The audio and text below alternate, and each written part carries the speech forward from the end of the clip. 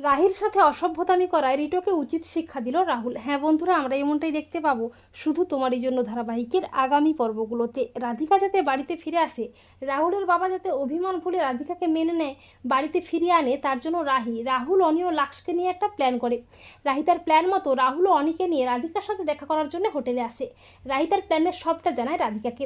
এরপর রাধিকার হাজব্যান্ড রিটো রাহিকে জড়িয়ে ধরে। রাহির প্রচণ্ড অস্বস্তি হয়। রাহি রিটোকে ধাক্কা দিয়ে সরিয়ে দেয়। রাহি বলে, এটা কী ধরনের অসভ্যতা, আমি একদমই এসব পছন্দ করি না। তখন রাধিকা বলে, আরে রাহি তুমি কিছু মনে করো না, বিদেশে সবাই এভাবেই হাগ করে। তবে রাহি খুব ভালো করেই বুঝতে পারে রিটো খুব খারাপভাবে তাকে জড়িয়ে ধরেছিল। রিটোর স্বভাব একদমই ভালো নয়।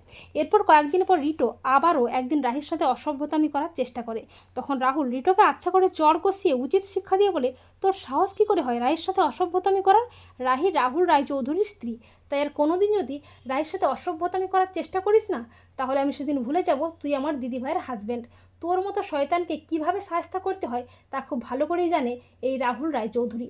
আর কোনোদিন যদি রাহির দিকে চোখ তুলে তাকাস না, তোর চোখ দুটো আমি উপড়ে নেব। তো বন্ধুরা, তোমরাও এটাই চাও তো যে রাহির সাথে অসভ্যতামি করায় রিটোকে যেন উচিত শিক্ষা দেয় রাহুল? কমেন্ট করে খুন জানিয়ে দাও তোমাদের মতামতটি।